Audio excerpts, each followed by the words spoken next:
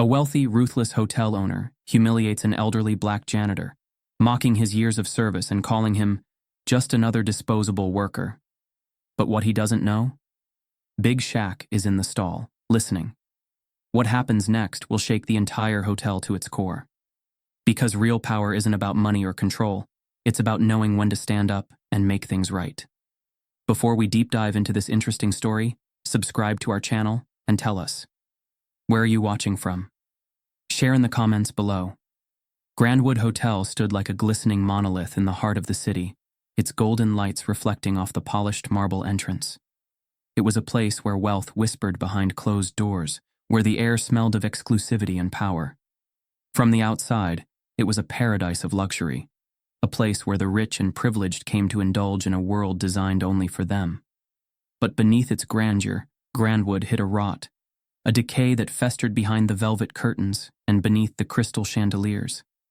Arthur Langley, the owner, embodied everything the hotel truly was.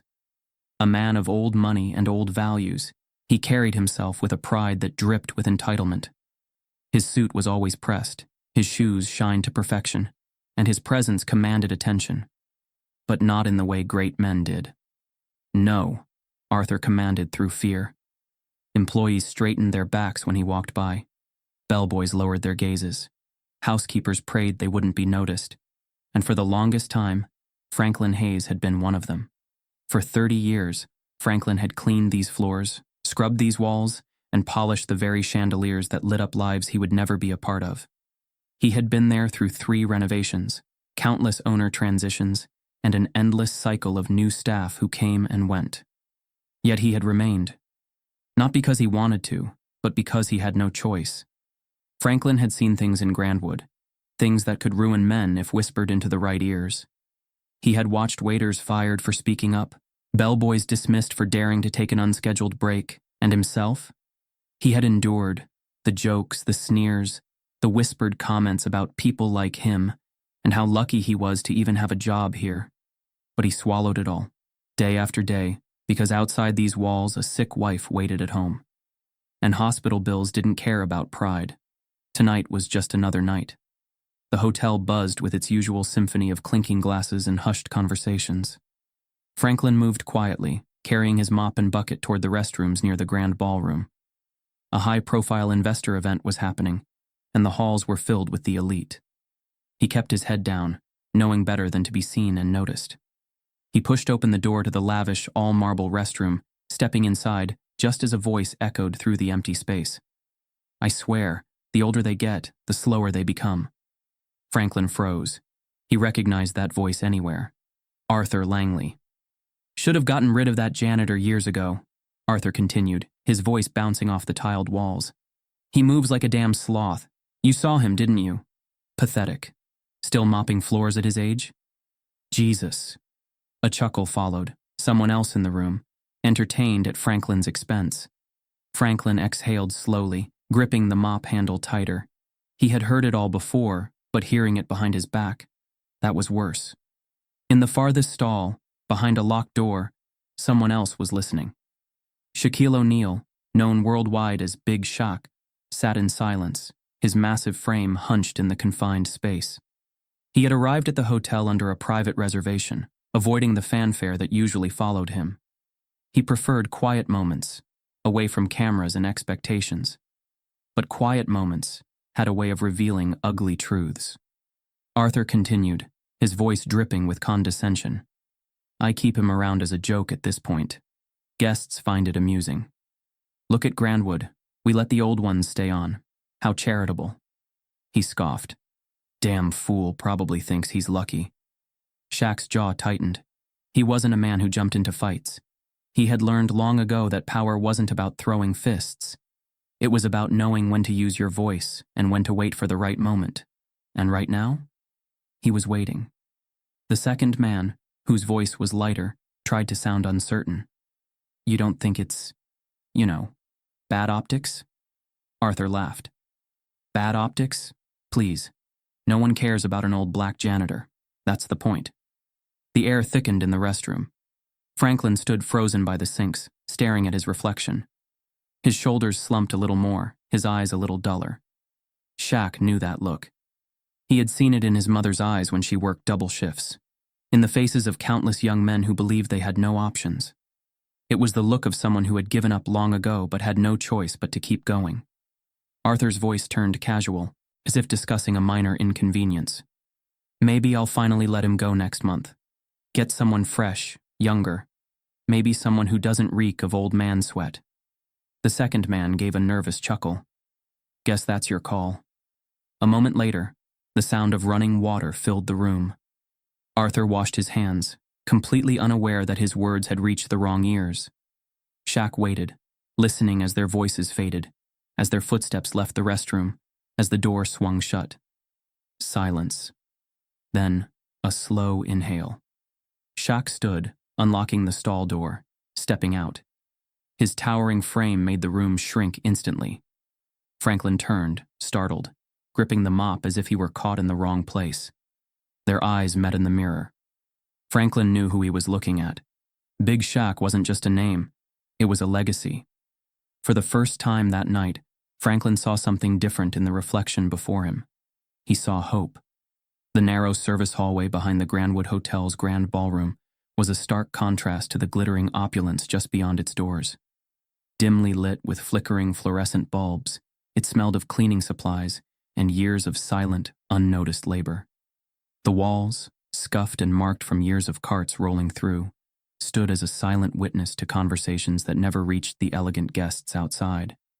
Franklin Hayes moved through the corridor with quiet efficiency, his mop gliding over the worn tiles, his movements practiced, methodical, invisible.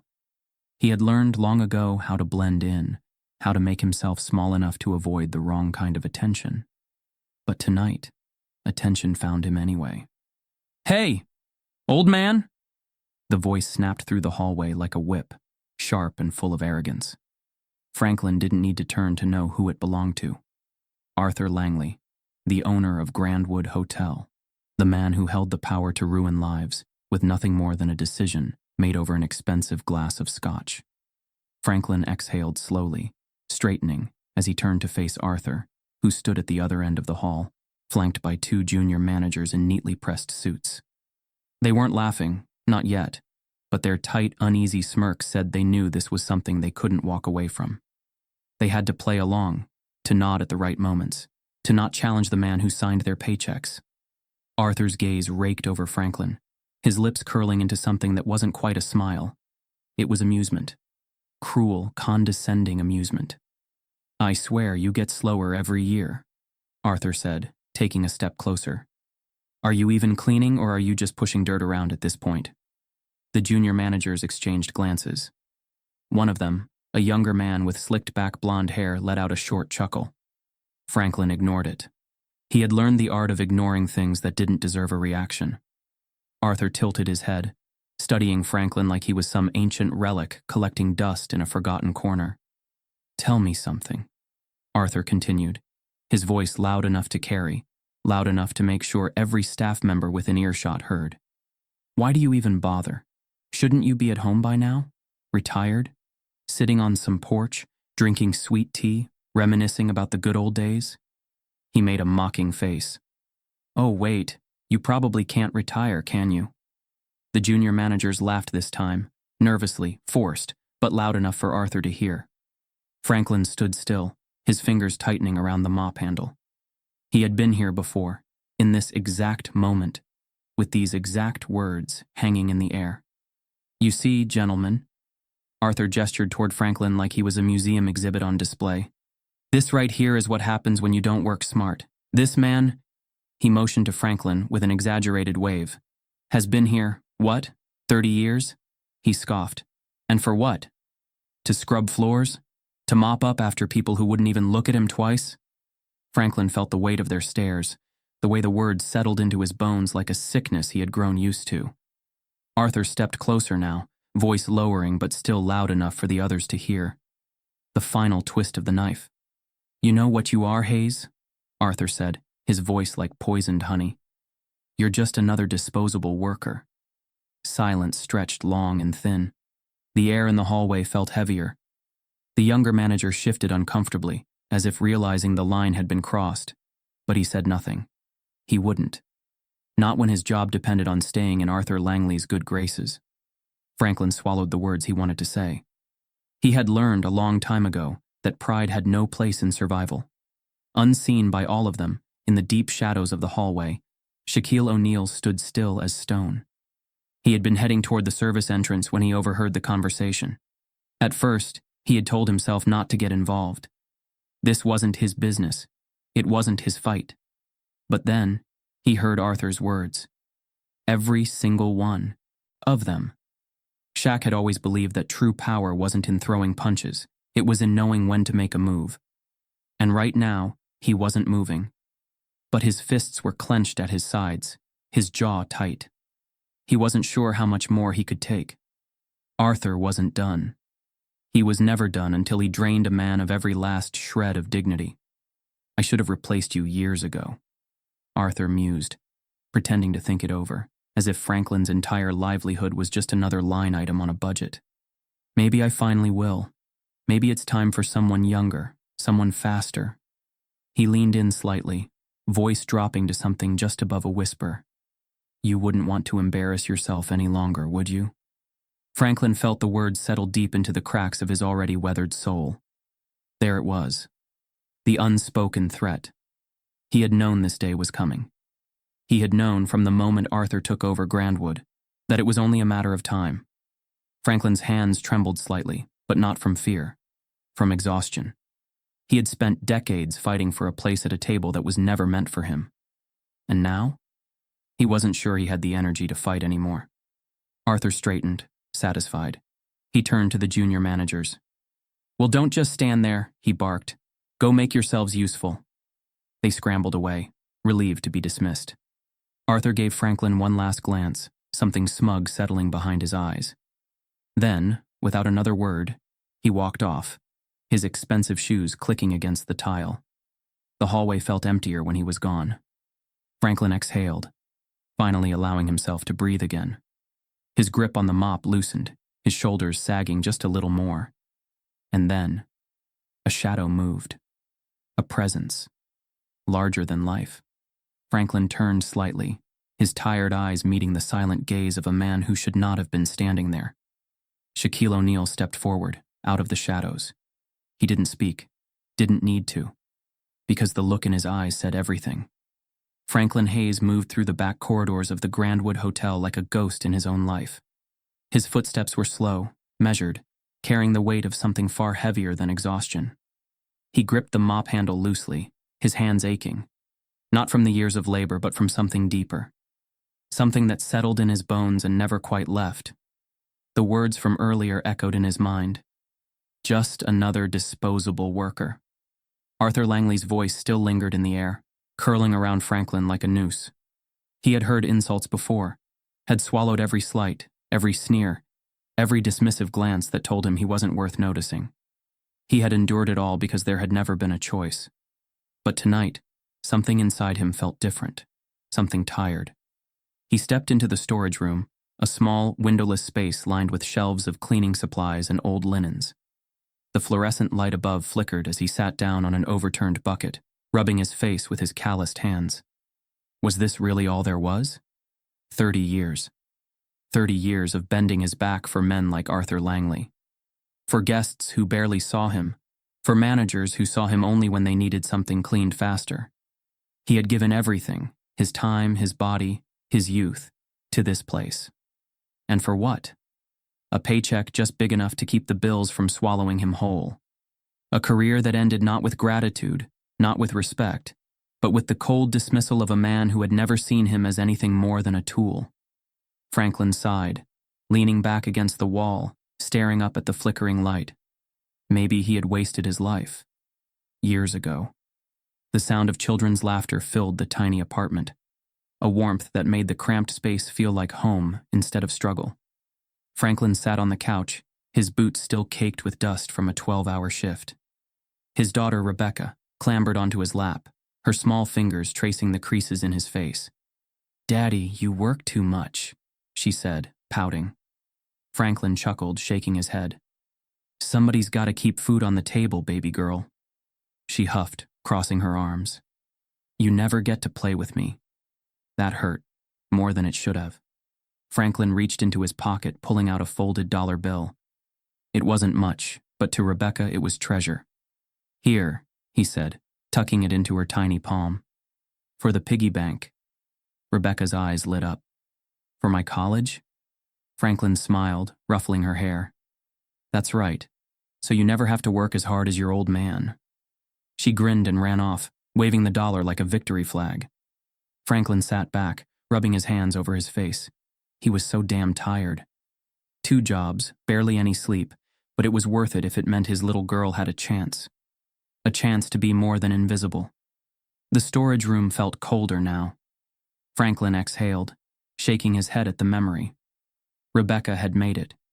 She had gone to college, gotten out of the cycle that had swallowed him whole. She had a real future. But he was still here. Still stuck. The door creaked open slightly, and Franklin tensed before realizing it was just the air vent shifting. He sighed, pushing himself up to his feet. There was no time for regrets. He still had work to do. Unbeknownst to Franklin, Shaquille O'Neal was watching. From a distance, in the shadows of the hallway, Shaq leaned against the wall, arms crossed, eyes narrowed. He had followed Franklin quietly after witnessing Arthur Langley's cruelty. He had watched the way Franklin carried himself, the way his back never straightened all the way his steps were too careful, too resigned. Shaq had seen men like Franklin before. Men who had given everything they had, only to be discarded when they were no longer convenient. But what struck Shaq the most wasn't Franklin's defeat. It was his dignity. Even after all the humiliation, all the years of being overlooked, Franklin still did his job without bitterness. He didn't lash out, didn't break, didn't beg for mercy. He just kept moving. That kind of strength? That wasn't weakness. That was the kind of strength that built men like Shaq himself. Shaq clenched his jaw. Arthur Langley thought Franklin was just another disposable worker. He had no idea how wrong he was. The next morning, Franklin Hayes arrived at the Grandwood Hotel, just as the sun crested over the skyline. The air was thick with the scent of fresh coffee from the lobby cafe, but he didn't stop. He never did. He entered through the back door, the same way he had for 30 years, stepping into the service hallway where the real work of the hotel took place, away from the polished floors and expensive suits. He adjusted his uniform, smoothing out the wrinkles, and tightened his grip on the mop handle. Another day. Another shift. Another battle to endure in silence. But today wasn't going to be like every other day. "Mr. Hayes." Franklin turned, startled. A man, a towering presence, stood just a few feet away, leaning casually against the doorway. Shaquille O'Neal. He wasn't in a suit like the guests. No cameras followed him, no reporters, no fanfare. He stood there, dressed in a simple hoodie and sneakers, looking more like a man than a legend. But even dressed down, his presence filled the space, making the narrow hallway feel smaller. Franklin hesitated. Men like Shaq didn't talk to men like him. I'm sorry, sir," Franklin said quickly, straightening his posture. "I didn't see you there. Do you need something cleaned?" Shaq exhaled, shaking his head. "I need to talk to you." Franklin's fingers instinctively tightened around the mop handle. This wasn't normal.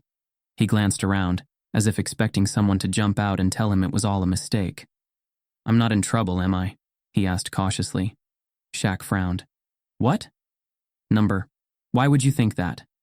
Franklin chuckled dryly, shaking his head. "In a place like this? When the wrong people notice you, it usually ain't a good thing." Shaq's expression darkened, but he didn't argue. He knew Franklin was right. "Come with me," Shaq said. Franklin hesitated again, but something about the way Shaq said it, steady, not forceful, made it clear that this wasn't a request. It was an opportunity. With a quiet nod, Franklin followed. Inside a private VIP lounge, away from the eyes of staff and guests, Franklin sat stiffly on the edge of a leather couch, his hands resting in his lap. The room smelled of expensive cologne and aged whiskey, though there was none in sight. Shaq sat across from him, his elbows resting on his knees, watching Franklin carefully. "I heard what Arthur said to you last night," Shaq said finally, his voice low but steady. Franklin froze. For a long moment, he said nothing. Then, with a small shrug, he exhaled. Yeah, well, it's nothing new. Shaq's brow furrowed. That's supposed to make it okay? Franklin let out a breathy chuckle, not out of humor but out of knowing. You think this is the first time someone like him has talked down to me? Please. I've been working since before you were in high school, son. You learned to let things slide. Shaq shook his head. Number, you learned to fight back. Franklin looked at him, really looked at him this time. He saw something in Shaq's eyes. Not pity, not sympathy, but anger. And not just for what happened last night. I appreciate the concern, Franklin said, shifting in his seat, but I don't need saving. Shaq leaned forward, his massive frame seeming even larger in the quiet of the room. I'm not here to save you, Franklin. I'm here to tell you that you're wrong. Franklin scoffed, shaking his head. Son, you don't understand. This is just how things are. Shaq's jaw tightened. Nah, that's how things have been. That don't mean it's how they gotta stay. Franklin sighed, rubbing his hands together, staring at the worn lines in his palms. Hands that had worked for decades. Hands that had held his children. Hands that had never known rest. You ever heard of a man named Samuel Carter? Franklin asked suddenly. Shaq frowned. No. Franklin smiled faintly. Didn't think you would have. He worked at a hotel in Mississippi, started in 1965. Same as me. Cleaning floors, making sure the place looked nice for the rich folks. Worked for 50 years. Never missed a shift. They fired him the day he turned 70. No pension. No thank you. Just, you're done here. Shaq swallowed, his hands clasped together as he listened. Franklin exhaled. That's how things are. Shaq sat in silence for a long moment. When he finally spoke, his voice was calmer, but heavier. You scared, Franklin? Franklin's head jerked up. What? You're scared, Shaq said, his eyes steady. Ain't nothing wrong with admitting it. You've been working for so long, you don't know what it'd even mean to stop. And you're scared that if you push back, if you stand up, you're gonna lose everything you got left. Franklin said nothing, because Shaq wasn't wrong. I get it, Shaq continued. I grew up watching my mama work 2 jobs just to keep food on the table. She never complained, never asked for help, just kept going. I used to think that's what strength was, taking every hit and not saying a word. He leaned back, his gaze never leaving Franklin. But that ain't strength. That's survival. Franklin's throat felt tight. Shaq tilted his head. You ever think about what you'd do if you weren't working here? Franklin let out a short laugh. Work somewhere else. Ain't no retirement plan for men like me. What if there was? Franklin frowned. What are you talking about? Shaq's expression softened. I'm talking about what comes next. Franklin shook his head. There ain't no next, Shaq. This is it. This is what I know. Shaq's voice dropped lower. That's not true. That's just what they made you believe. The words cut deeper than they should have. Franklin sat there, staring at the floor, his mind spinning in ways he wasn't used to. For 30 years, he had woken up, worked his shift, gone home, and done it all over again. He had never stopped to wonder if there could be more, because more wasn't meant for men like him, or so he had always thought. Shaq stood up, stretching his arms, and nodded toward the door. Come on. Franklin blinked. What? Shaq smiled. I'm not just going to tell you things can change, Franklin. I'm going to prove it. Franklin hesitated, but then, for the first time in a long, long time, he followed. The Grandwood Hotel's rooftop lounge was reserved for the elite, an exclusive oasis overlooking the city's skyline, where only the wealthy and powerful were allowed to gather. Tonight, the space was filled with the quiet murmur of polished conversation, the clinking of expensive glassware, and the occasional burst of laughter from men who had never known struggle. Arthur Langley sat at the center of it all. This was his kingdom. The Grandwood, the people who worked under him, the guests who paid small fortunes for a single night's stay. They all existed under his rule. With a whiskey glass in one hand and a smug smile on his face, he leaned back in his chair, surrounded by 3 VIP investors, men who had their own stakes in luxury real estate. The conversation had drifted, as it often did, to business, power, and control. Arthur smirked, swirling the amber liquid in his glass. You wouldn't believe the type of people I keep on staff just for laughs. One of the investors, a graying man in a navy blue suit, raised an eyebrow. Oh? Do tell. Arthur chuckled, shaking his head. There's this janitor, Franklin Hayes. Old as dirt, moves slower than a snail. But you know what? I've kept him on for years. He took a sip of whiskey, savoring the taste before adding, mostly for entertainment. The other men exchanged amused glances, waiting for him to continue. Arthur leaned in, dropping his voice just enough to sound conspiratorial. I like to remind my employees who's in charge, keep them in their place. And Franklin? He's the perfect example. He scoffed, shaking his head. Man's been scrubbing floors for 3 decades, and you should have seen him last night. Stood there like a deer in headlights, while I told him just how worthless he is. One of the investors let out a low chuckle, though the others merely smirked, not fully sure whether to approve or feel uncomfortable. Arthur didn't notice. He was too pleased with himself. I'm thinking about finally cutting him loose, he continued, setting his glass down. Time for some fresh blood. Someone younger, faster, more presentable. The man in the navy blue suit gave a knowing nod. Loyalty only matters when it's profitable. Arthur grinned. Exactly. A soft throat clearing came from behind them. Arthur barely turned his head, assuming it was a waiter ready to refill his drink, until a shadow loomed over the table. Shaquille O'Neal stood there, hands in his pockets, his face unreadable. Arthur's smile faltered. Can I help you? Shaq tilted his head slightly as if considering his words.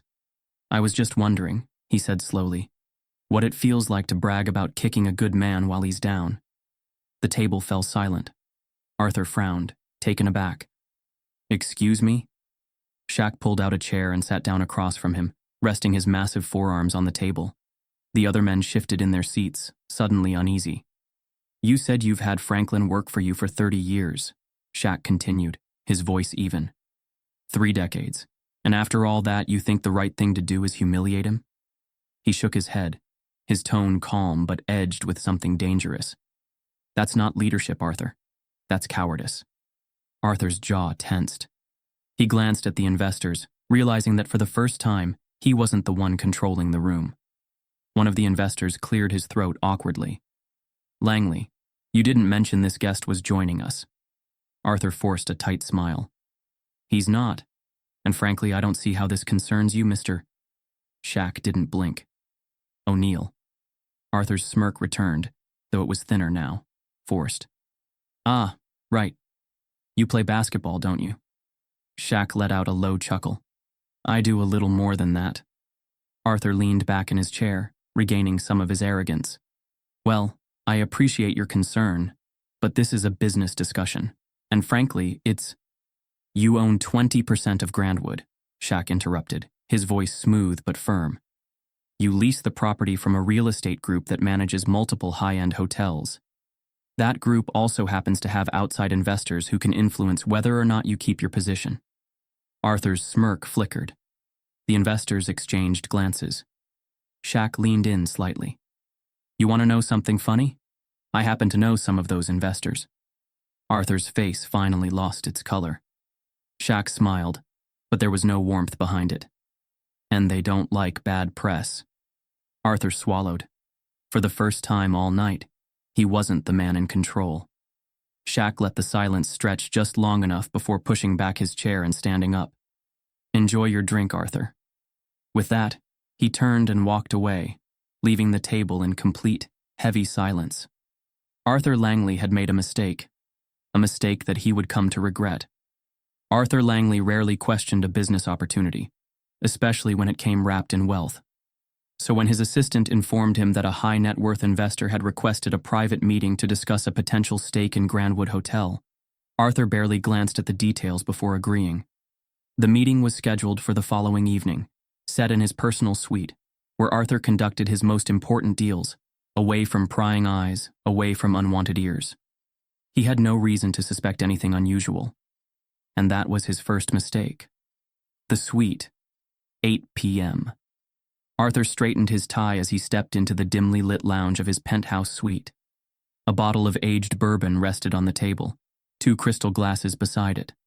Across from him, the investor sat comfortably, dressed in an expensive tailored suit that fit his massive frame with precision. Shaquille O'Neal looked every bit the part.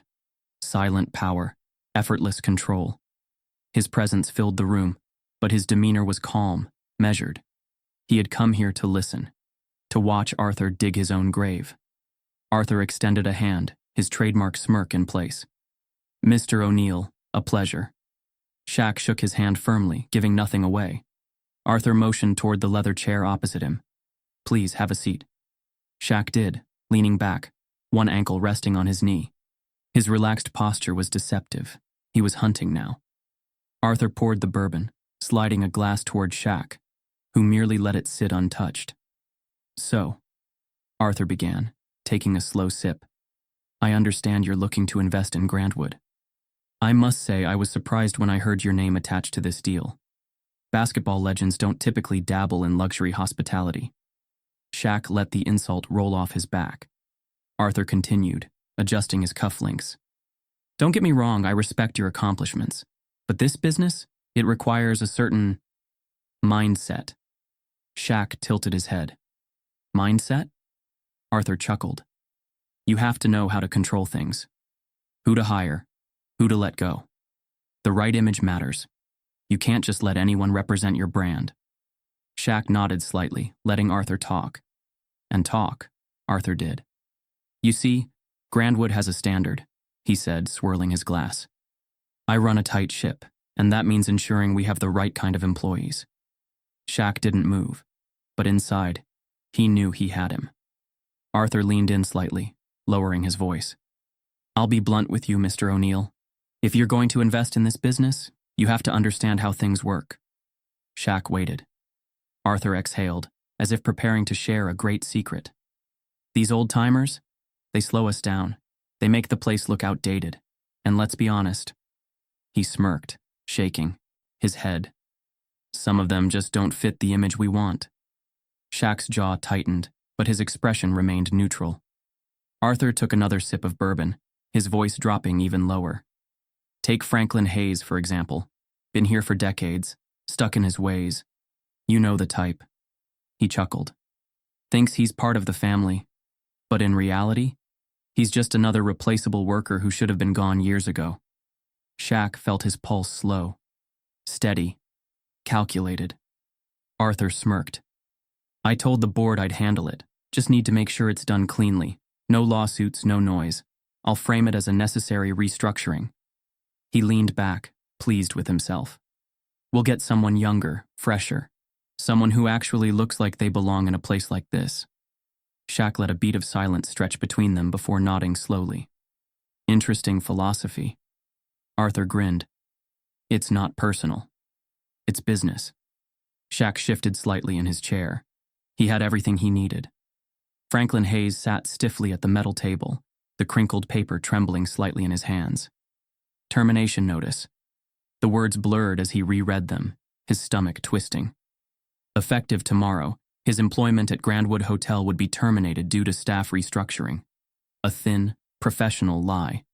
A premeditated execution. Franklin exhaled shakily, his fingers tightening around the paper. He had seen this coming. He had known, deep down, that Arthur's threats weren't empty. But knowing it was coming didn't make it hurt any less. He set the paper down carefully, staring at the table, his mind drifting back through the years. 30 years. He had poured everything into this place, had given it more than it had ever given him. And now, just like that, he was being tossed out like a piece of old furniture. No pension, no severance, just a cold, typed-out farewell. Franklin inhaled deeply, trying to steady himself. He wouldn't give them the satisfaction of breaking, but he had no idea what came next, and that terrified him. Arthur Langley stood and extended his hand again, his arrogance shining through his grin. "So, Mr. O'Neal, do we have a deal?" Shaq didn't stand, didn't take his hand. Instead, he reached into his pocket, pulled out his phone, turned the screen toward Arthur, and hit play. Arthur's own voice filled the room. Every cruel word, every smug insult, every racist remark. Arthur froze. His smirk vanished. His face went pale. The audio played on. Some of them just don't fit the image we want. Thinks he's part of the family, but in reality, he's just another replaceable worker. Arthur's breath hitched. You... Shaq finally stood. His massive frame cast a long shadow over Arthur, his presence suddenly suffocating. Shaq's voice was quiet, but it carried weight. I'm not here to invest, Arthur. Arthur took a step back, visibly shaken. I was here to expose you. Arthur's eyes darted to the phone, to Shaq's face, to the door, desperate for a way out. Shaq tucked the phone back into his pocket. I have more than enough connections to make sure this reaches the right people, he said, his voice even. Your board, the investors, the media. Arthur actually stumbled. Now wait! Shaq took a step forward. You like control, don't you? Shaq said, his voice like quiet thunder. You like reminding people of their place. His eyes darkened. How does it feel to be on the other side of that now? Arthur said nothing.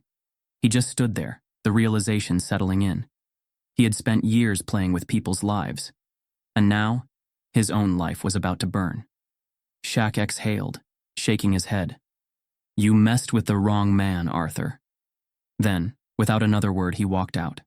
And Arthur Langley? For the first time in his life, he had no idea what to do. Arthur Langley prided himself on control. He had built his career on it, controlling people, controlling narratives, controlling outcomes. In his world, problems were handled behind closed doors, whispered away with a check or a handshake. But tonight, control was slipping through his fingers like sand. He sat in his office, hands clasped, staring blankly at his desk as his mind raced. The audio recording still rang in his ears.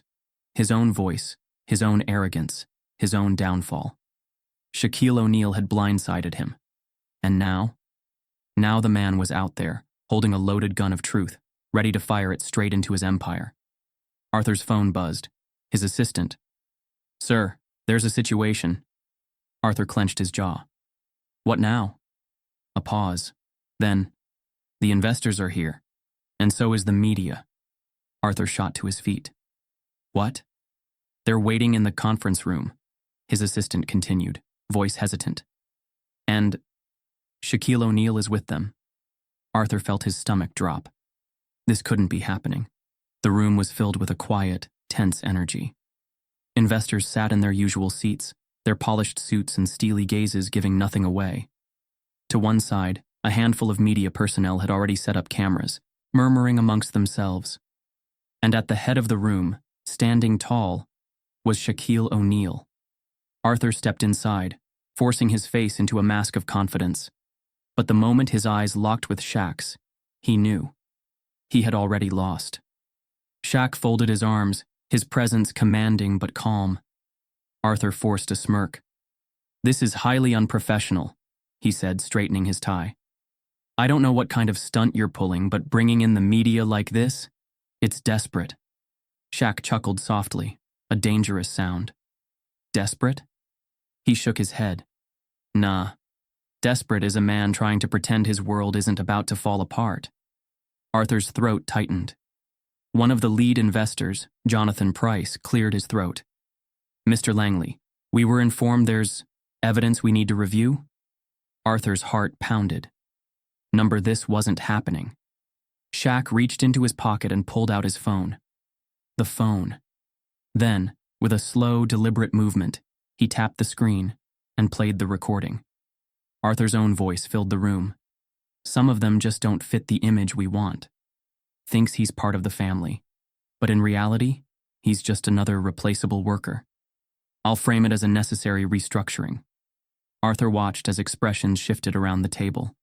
Some of the investors paled, while others simply exchanged glances. But the reporters? They smelled blood. Shaq let the audio finish before tucking his phone away. Then, in the heavy silence that followed, he spoke. This is the man running Grandwood, Shaq said evenly. A man who doesn't see loyalty, doesn't see integrity, doesn't see human beings, just replaceable workers. Arthur felt the walls closing in. Jonathan Price folded his hands on the table, his voice cold. Arthur, do you deny these are your words? Arthur opened his mouth, grasping for a way out. This is out of context. It's a private conversation. A joke. He let out a forced chuckle.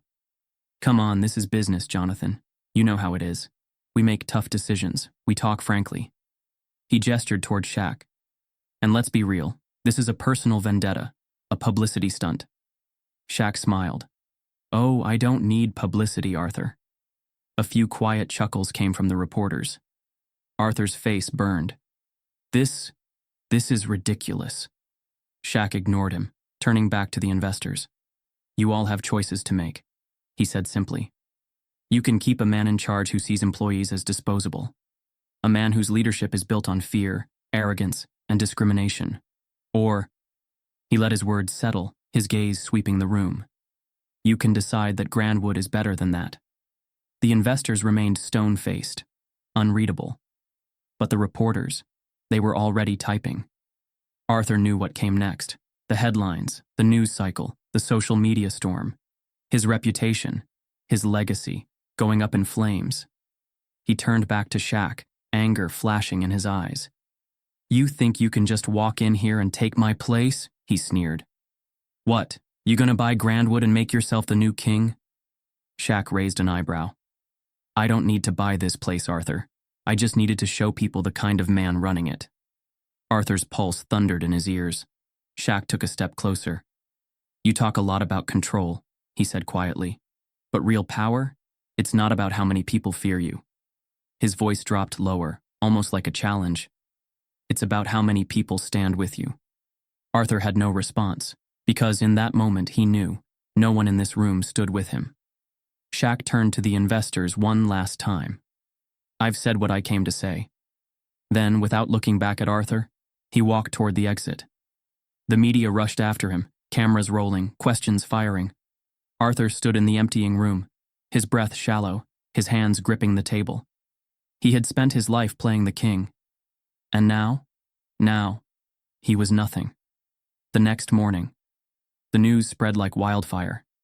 Luxury hotel CEO caught on tape, shocking racist remarks exposed. Arthur Langley faces backlash after controversial comments go public. Grandwood Hotel under fire. Will the board remove Langley? Every major network picked up the story. Social media exploded. Sponsors pulled support. Celebrities spoke out. And as for Arthur? He sat alone in his penthouse, phone buzzing with endless calls. Messages from the board, from lawyers, from everyone trying to distance themselves from him. Control. He had lost it. Arthur Langley sat in the Grandwood Hotel boardroom for what he knew would be his last meeting. The walls, once adorned with his personal selections of modern art, now felt suffocating. The table, where he had spent years dictating decisions with unchecked authority, suddenly felt like a witness to his downfall. Across from him sat the board members, their faces unreadable. At the head of the table, Jonathan Price, the lead investor, clasped his hands together. The air was thick with finality. We won't waste time, Arthur, Jonathan said, his voice calm but cutting like a blade. The investors have spoken. The press has spoken. The public has spoken. Grandwood cannot afford to be associated with your name anymore. Arthur's jaw tightened. This is absurd, he snapped. One recording, taken out of context, and suddenly you're all turning on me? Jonathan didn't flinch. One recording? He let out a humorless chuckle. Arthur, your entire leadership style has been an open secret for years. The only difference now? The world heard it too. Arthur's fingers curled into fists. Control. He was losing control. You're making a mistake, he said, his voice low. This hotel is mine. I built it into what it is. Jonathan leaned forward, his expression cool. Not anymore. A heavy silence filled the room. Then, Jonathan pushed a folder across the table. This is the agreement, he said. You sign, you walk away. Quietly. In exchange, we let you keep your severance package. Arthur stared at the papers. His name, printed neatly at the bottom of the contract. His own exit, spelled out in ink. For the first time in his life, he had no leverage, Slowly, his fingers tightened around the pen. He hesitated, looking around the table, hoping, praying for someone to intervene. But there was nothing but silence. Arthur Langley was finished. He scrawled his signature, pressing down hard enough to almost tear the paper. Jonathan nodded. "You have until the end of the day to clear out your office." Arthur shoved the contract back across the table and stood. No words, no farewell. Just a man walking out of a kingdom that no longer belonged to him. The hotel was buzzing with something it had never felt before. Change. The usual stiffness that filled the air had loosened. The employees moved differently, freer, lighter, hopeful. The tension that once clung to every interaction had started to fade, replaced by something unfamiliar. Something like possibility. At the center of it all was Shaquille O'Neal. He stood in the middle of the grand lobby, towering even more than usual, not just in size, but in presence. His name was now officially attached to the Grandwood Hotel. He had bought in as a major investor. But it wasn't just a business move. It was a statement. This place would never run the way Arthur had run it. No fear, no exploitation, no silent suffering. Shaq looked around the lobby, taking in the details, the faces of the workers who had spent years being overlooked. He knew change wouldn't happen overnight, but it would happen. And it started with one person. Franklin Hayes sat on a worn-out wooden bench in the employee lounge, staring down at his hands. His final paycheck lay beside him on the bench, still unopened. The letter he had received a week ago had been clear: termination, effective immediately. And yet, he was still here, still waiting, unsure of what exactly he was waiting for. Maybe for someone to tell him it was all a mistake, that the last 30 years had meant something, or maybe he was just trying to gather the courage to walk out those doors for the last time. The door creaked open, and Franklin looked up. Shaq stood there. There was no fanfare, no cameras, no audience, just one man looking at another. "You ready?" Shaq asked. Franklin frowned. Ready for what? Shaq didn't answer, just gestured for Franklin to follow. Curiosity pulled Franklin to his feet. His body still moved cautiously, as if bracing for the inevitable bad news. They walked through the hallways, past staff who glanced at them curiously. Shaq led him toward the executive wing, a place Franklin had only entered when called to clean. When they stopped in front of an office door, Franklin hesitated. He had mopped these floors for years, wiped down these walls, but he had never stepped foot inside this room. Shaq pushed the door open. Inside was a polished wooden desk, a wall of windows overlooking the city, and a chair that Franklin never imagined himself sitting in. Shaq turned to him. "This is yours." Franklin blinked. "What?" Shaq smiled. "You thought I was going to let them throw you out after 30 years? He shook his head. "Nah, not happening." Franklin stared at him, still not fully understanding. Shaq leaned against the desk, arms crossed. "You know this place better than anyone. You know the people, the work, the struggle." He exhaled. "And I need someone to make sure things change the way they need to." Franklin's voice was hoarse when he finally spoke. "You're offering me a job?" Shaq nodded. "A managerial position, more pay, more respect, and no more mops." Franklin swallowed. His hands trembled slightly. I don't know how to run things from up here." Shaq smiled. "You didn't know how to survive 30 years in a place that never gave you a fair shot. But you did that." Franklin let out a breath. He had never been offered power, never been given a choice. And now, here it was. A chance to be seen. A chance to matter. His fingers brushed against the desk, solid, real. For the first time in his life, Franklin Hayes took a seat not meant for him, and no one told him to get up. Shaq watched as Franklin took in the room. The weight of the moment.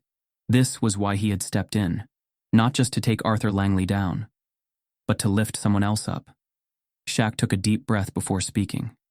"No one should suffer in silence, Franklin." Franklin looked up. Shaq nodded, his voice firm. "Not anymore." And just like that, the Grandwood Hotel? It finally belonged to the people who made it what it was. The Grandwood Hotel had changed, not just in the way it looked, though there were differences. The once rigid, intimidating atmosphere had softened. The employees no longer scurried in the hallways, heads down, afraid of being noticed. Conversations flowed more freely, smiles weren't forced, and the air no longer carried the invisible weight of fear. It wasn't just a hotel anymore. It was a symbol. A place where work didn't mean suffering. A place where employees weren't just names on a payroll but people who mattered. And at the heart of it all was Franklin Hayes. Franklin stood near the coffee machine, watching as a group of younger employees huddled around a table, laughing over something on a phone screen. He sipped his coffee, letting the sound of their easy conversation settle over him. 1 year ago, this room was different. It had been quiet, stiff, a place where workers sat in silence, afraid of saying the wrong thing. Now, it was alive. A young housekeeper, Malcolm, fresh out of college, approached him, notebook in hand. "Mr. Hayes, do you have a minute?"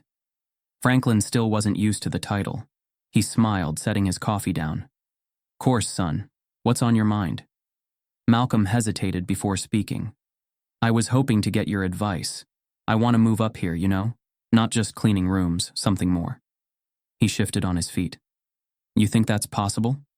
Franklin chuckled, shaking his head. "A year ago, I would have said no." He glanced around the room, taking in what had become of Grandwood. "But now? Now I'd say there's nothing stopping you."